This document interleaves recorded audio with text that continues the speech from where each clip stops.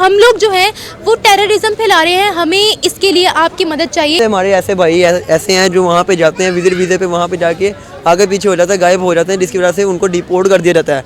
तो हमारा जो इमेज है वो पहले ही पूरी कंट्रीज़ के अंदर मतलब कि पूरा बदनाम हो चुके हैं, पाकिस्तानी बदनाम हो चुके हैं। पाकिस्तान का नाम डुबोने में तो मीडिया सबसे आगे है। शहबाज शरीफ साहब ने ये ऐलान किया था कि वहाँ जितने भी मुसलमान रहते हैं उनको पाकिस्तान आ जाना चाहिए, क्योंकि वहाँ पे उन पे जुल्म सितम हो रहा है। बात की जाए शहबाज शरीफ को, तो वो तो वैसे दिमाग उसका चक्कर किया हुआ, जिस तरह उसके काम चल रहे हैं इस टाइम।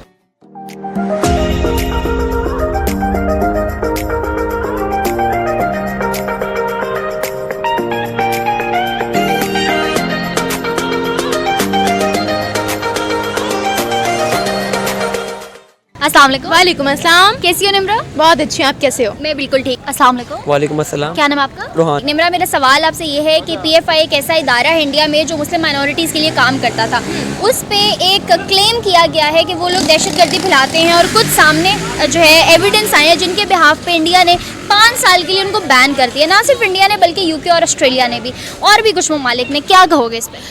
यार सबसे पहले तो मैं ये कहूँगी कि इस वक्त इंडिया में जो है वो PFI की वजह से काफ़ी ज़्यादा टेररिज्म फैला है, काफ़ी ज़्यादा टेरर जो है वो फैल चुका है। अगर इससे पहले मैं UK की बात करूँ तो UK में भी कुछ एक्सट्रीमिस्ट ने वहाँ पर उनके मंदिर जला दिए हैं, हिंदुओं पर जुल्म किए हैं।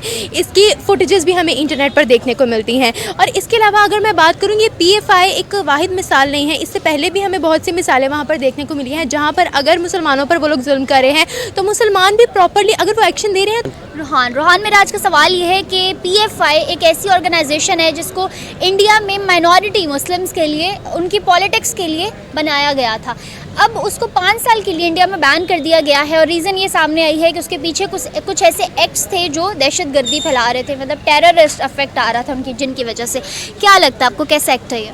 हमें बल्कि इंटरनेशनल लेवल पर भी अगर हम देखें, तुर्की में अगर हम देखें, अगर हम ग्रीस में देखें, ब्रिटेन में अगर हम देखें, और अगर हम UK में देखें, यहाँ पर भी पाकिस्तानियों को बैन कर दिया गया है। यहाँ पर भी मुसलमानों के खिलाफ जो है वो हर जगह बैन पाकिस्तानियों को, और न गेट आउट पाकिस्तानियों के नारे लग रहे हैं। बिल्कुल, ना सिर्फ नॉन मुस्लिम कंट्रीज में बल्कि मुस्लिम कंट्रीज में भी। अब आप तुर्की को देख लें, तुर्की में भी मुसलमान ही है ना, तुर्की जो है वो कंट्री, वहाँ पर भी पाकिस्तानियों को बैन कर दिया गया है। और वहाँ पर बाकायदा ये भी कहा गया है कि यहाँ के जो मुसलमान है वो बहुत ज़्यादा टेररिज्म फैलाते हैं। इसके अलावा अगर मैं बात करूँ UAE की, UAE ने भी शर्तें आयद कर दिया। हालांकि मुस्लिम कंट्री है, उसको तो हमें प्रिविलेजेस देनी चाहिए ना, लेकिन वहाँ पर स्पेसिफिक अमाउंट आई गेस 20 या 50 की उन्होंने रखी है, कितने जो है डॉलर्स पे 5000 दरहम 5000 दरहम दे। हाँ, वरना नहीं आएंगे। क्यों? क्योंकि हम लोग वहाँ पर भी जो है वो टेररिज्म फैला रहे थे। और शहबाज शरीफ साहब ने SCO की मीटिंग में ये खुद एक्सेप्ट किया है। वहाँ पर जाकर उन्होंने बोला है कि हम लोग जो है वो टेररिज्म फैला रहे हैं, हमें इसके लिए आपकी मदद चाहिए इसको कंट्रोल करने के लिए। तो ये जो एक हम लोगों ने ये बनाया हुआ है कि एक हिंदू कंट्री है, इंडिया एक हिंदू कंट्री है जहाँ पर हिंदू एक्सट्रीमिस्ट जो हैं वो बहुत ज़्यादा हैं, इसलिए हम वहाँ पर ताल्लुकात कायम नहीं करते हैं। तो हमारे सामने यहाँ पर मिसाल है कि पाकिस्तानी ग्रुप्स भी वहाँ पर जो है वो टेररिज्म फैला रहे हैं, अनलॉफुल एक्ट्स में वहाँ पर वो लोग शामिल है, जिसकी वजह से उनको वहाँ पर बैन किया जा रहा है, ना सिर्फ इंडिया में बल्कि इंटरनेशनल। ये अगर उन्होंने बैन किया तो कोई पुख्ता सबूत होंगे उनके पास, उन्होंने बैन किया। ऐसे कि कंट्री इतना बड़ा क्लेम नहीं कर लेती कि ये माइनॉरिटीज़ की बात तो की जाए तो इंडिया में, पाकिस्तान में बहुत माइनॉरिटीज़ हैं, जिसमें इंडियन बहुत है पाकिस्तान में, बंगाली बहुत है पाकिस्तान में। मतलब कि बात की जाए तो माइनॉरिटीज़ की तो ये एक बहुत बड़ा इशू है।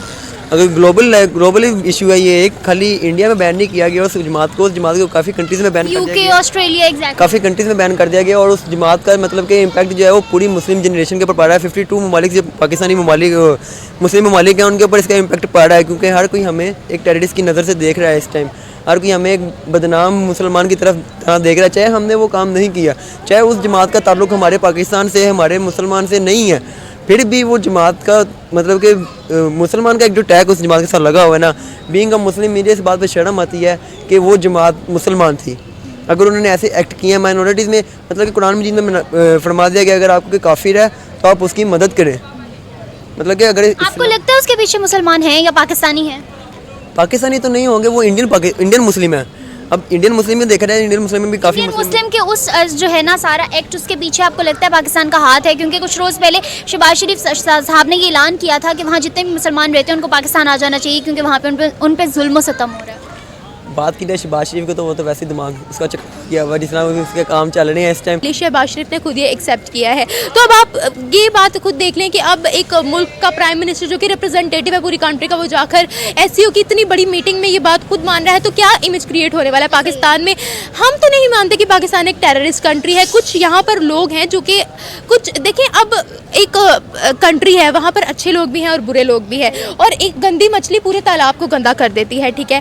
अब कुछ यहाँ के एक्सट्रीमिस्ट हैं जिनकी वजह से पाकिस्तान का जो है वो नाम खराब हो गया है, ठीक है। तो अब उसको वर्ल्ड वाइड लेवल पर जाकर खुद एक्सेप्ट करना कि हम ऐसे हैं हम वैसे हैं, तो हमारा इमेज तो ऑलरेडी डाउन होगा ना।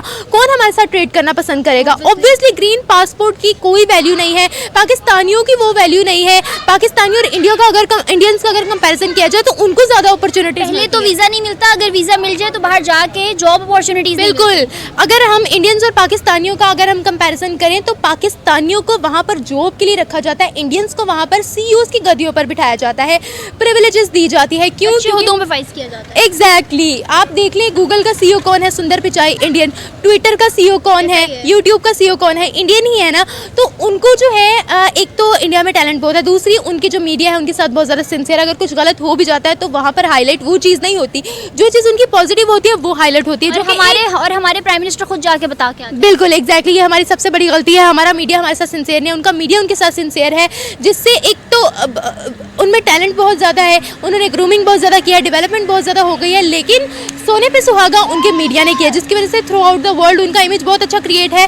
इस वक्त यूएस ने उनको ऐसी प्रिविलेज दे दिया है, पेंटागोन तक उनको रिसाई दे दी है, जो कि पूरे वर्ल्ड में किसी को भी इस वक्त ये फैसिलिटी, ये प्रिविलेज नहीं दी गई। क्यों? क्योंकि उनका इमेज अच्छा है, उनके ताल्लुकात अच्छे हैं, और उनके लिए किसी कंट्री में गेट आउट इंडियंस का ट्रेंड नहीं चलाया जाता। चलाएंगे भी लोग, क्यों? क्योंकि इंडिया एक ऐसा मुल्क बन चुका है जो हर मुल्क को बेनिफिशियल इसके लिए साबित हो सकता है, हर मुल्क को बेनिफिट दे रहा है। इंडिया को बेनिफिट नहीं हो रहा है, इंडिया बल्कि दूसरे मुल्कों के लिए, दूसरे मुल्कों को जो है वो बेनिफिट दे रहा है। और इसकी सबसे बड़ी बात, अच्छी बात ये है कि वो कंट्री जो अपने मुल्क के साथ, वो लोग जो अपने मुल्क के साथ सिंसियर हों, वो दूसरे मुल्कों के साथ भी सिंसियर होते हैं, उनमें एक एहसास जिम्मेदारी होती है। अब इंडियंस की अगर हम बात करें तो इंडियंस अपनी कंट्री के साथ ज़्यादा सिंसियर है। हमने कभी ये देखा है कि इंडियंस जो है वो बाहर अब्रोड पहुंचे हुए नौकरियाँ करने, मेड इन इंडिया को प्रमोट वो लोग करें। और अगर पाकिस्तान की बात करें तो आधे से ज़्यादा पाकिस्तान हमें बाहर ही नजर आता है।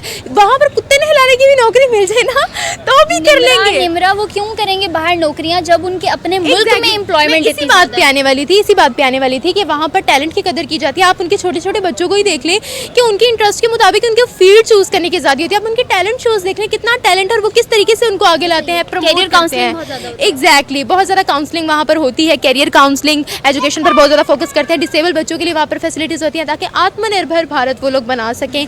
और इस वक्त अगर इंडिया की बात की जाए, सुई से लेकर जहाज़ तक तो वो लोग अपना बना रहे हैं। यहाँ पर सिर्फ असेंबलिंग होती है, वहाँ पर मैन्युफैक्चरिंग होती है। एसओ की मीटिंग के अंदर ना उसने किसी कंट्री के साथ कोई ट्रेडिंग की बात की, ना कोई बात की है, वो मुंह उठा के वहाँ गया, मुंह उठा के वापस मिस्टर बीन की तरह कोई उसने काम नहीं किया पाकिस्तान के लिए, ना वो काम कर रहा है ना वो काम करेगा आगे, क्योंकि उसको पता नहीं है कि क्या करना है क्या नहीं करना। ठीक है, कोई भी ऐसी जमात है उसने आज तक आके मुसलमानों के लिए कुछ नहीं किया, अपने लिए उसने बहुत कुछ किया। अगर बात की जाए तो उसने वहाँ पे जाके ये भी एक स्टेटमेंट दे दिया है कि जो बाकी ममालिक में जो मुसलमान हैं वो टेररिस्ट हैं, जो जितनी भी कंट्रीज़ में मुसलमान टेररिस्ट जो इस टाइम पाए जाते हैं मुस्लिम, वो पाकिस्तान से निकले हुए हैं। ये बात जो उसकी करनी थी ना, ये बात पूरी दुनिया में हमें बदनाम कर गई है, पूरे पाकिस्तानियों को बदनाम। क्या इस बात का कोई पीएफआई से ताल्लुक है? अगर उसने ये बात की है तो कोई अंदरली बात, अंदर वाली जो बात है वो तो हमें नहीं पता, वो तो अल्लाह ताला बेहतर जानते हैं। अगर उसका ताल्लुक पीएफआई का जो ताल्लुक है वो पाकिस्तान से है या नहीं है, क्योंकि मैंने आपको बात कर रहा था इंडिया में काफ़ी तरह के मुसलमान पाए जाते हैं। जिस तरह आप दिल्ली के मुसलमान के देख लेंगे और उसके बाद आप चंडीगढ़ के मुसलमान के देख लेंगे ना, दोनों की बातें आपस में चेंज होंगी। क्योंकि आप हमारे मुसलमान में देख लेंगे, आप कहीं किसी भी खित्ते में चले जाए पाकिस्तान के, मुसलमान की बात एक होगी। अच्छा रूहान, इंडियन मुस्लिम्स की बात करते हैं तो इंडियन मुस्लिम्स के ऊपर जो है माइनॉरिटी पॉलिटिक्स के बिहाफ पे ये पीएफआई एक जमात चल रही थी।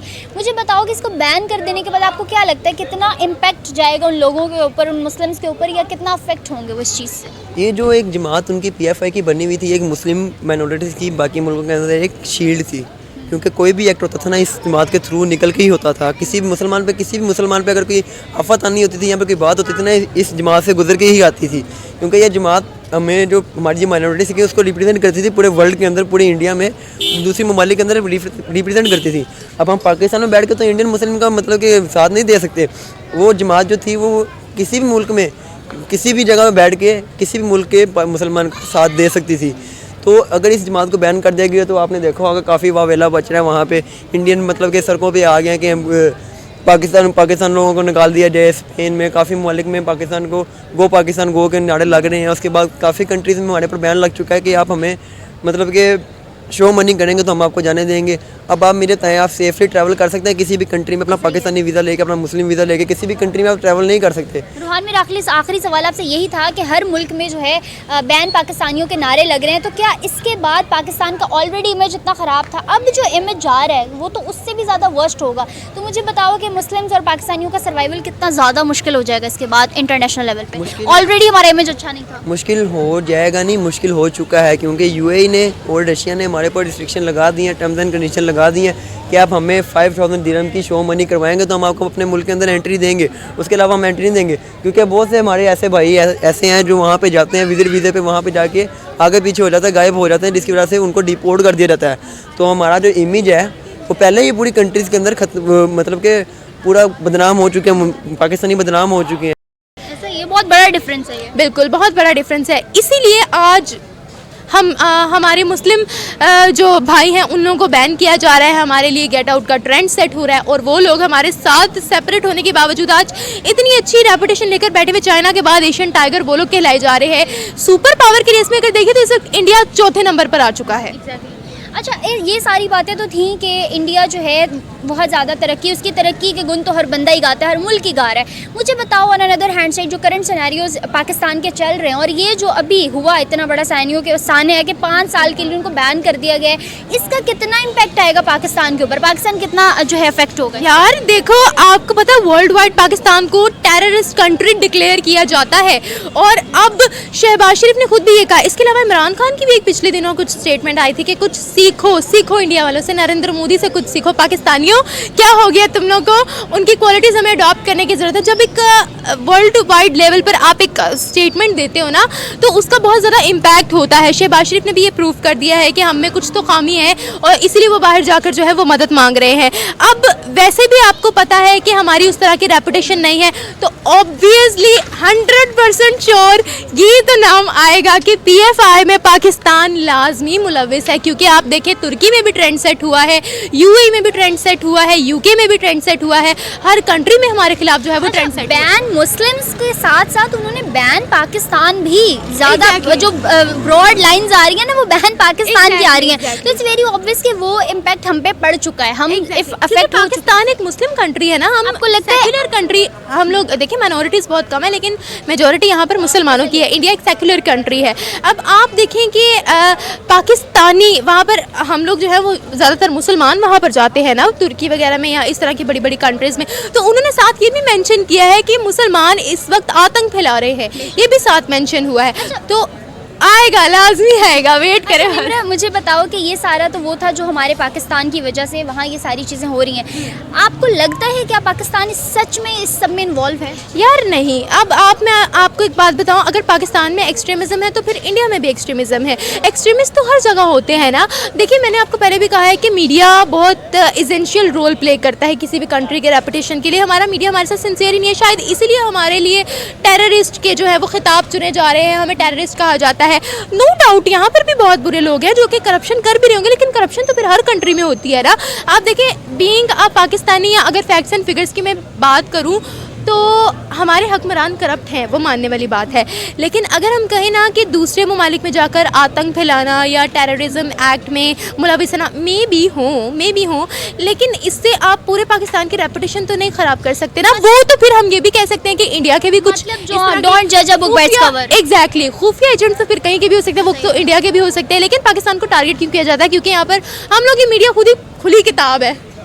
बिल्कुल, और पाकिस्तान का नाम डुबोने में तो मीडिया सबसे आगे है। ज़्यादा पाकिस्तानी मीडिया इस बात पर बहुत शर्म है, क्योंकि अगर मुझे जानना है किसी कंट्री के अंदर ट्रेड के वाले से तो मुझे शो मनी करवाना पड़ेगा, बल्कि इंडिया के ऊपर ऐसा कोई रिस्ट्रिक्शन नहीं लगाएगी। उन्होंने कहा कि हम आपको फ्री वीज़ा प्रोवाइड कर देंगे, आप आए हमारे पास, हमारे मुल्क में आकर ट्रेड करें, क्योंकि उनको फ़ायदा नज़र आता है। वही यही मैं आपको काउंटर करने लगी थी कि क्यों ना करें, वो उनको तो वहाँ जो है मफाद नज़र आता है और यहाँ उनको नुकसान है। तो कोई भी मुल्क ऐसी जगह तो पैसा कभी भी नहीं लगाएगा ना। आप देख लें काफ़ी जितनी बड़ी कंट्रीज़ हैं, जितने बड़े ब्रांड्स हैं, कहाँ जा रहे हैं? इंडियंस में जा रहे हैं। सही है। अब हमारे मुल्क में कौन ब्रांड आ रहा है? नेटफ्लिक्स आया, हमने नहीं चलाया, अमेजोन आया, हमसे नहीं चला। ठीक है। उसके बाद टेस्ला हमारे मुल्क में इन्वेस्ट करने के लिए तैयार नहीं है, आईफोन हमारे मुल्क में इन्वेस्ट करने के लिए तैयार नहीं है। उसके बाद जब हम यूट्यूब और टिकटॉक जैसे प्लेटफॉर्म हर दूसरे दिन बैन कर देंगे, इतने मतलब इस लेवल के प्लेटफॉर्म्स बैन कर देंगे, तो वो तो फिर इन सबका बाप है, उनको हम कहाँ यूज़ कर सकते हैं?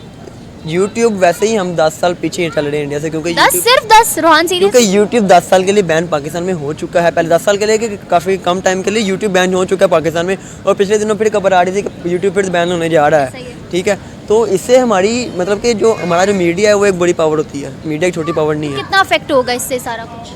इफेक्ट तो जाहिर सी बात है ज़्यादा इफेक्ट होगा। अगर आप यूट्यूब बैन करेंगे तो जो छोटे कंटेंट क्रिएटर हैं, जो मतलब कि हमारे मुल्क में जो इकोनॉमी थोड़ी बहुत सेट हो रही है ना, वो बाहर की इनकम से ही हो रही है, क्योंकि हमारे जो लोग जो हमारे जो यूट्यूबर्स हैं वो बाहर से कमा के ले गया ना, तो हमारा कुछ डॉलर में हमारे मुल्क में इनकम आ रही है, तो हमारा सेट हो रहा है काम।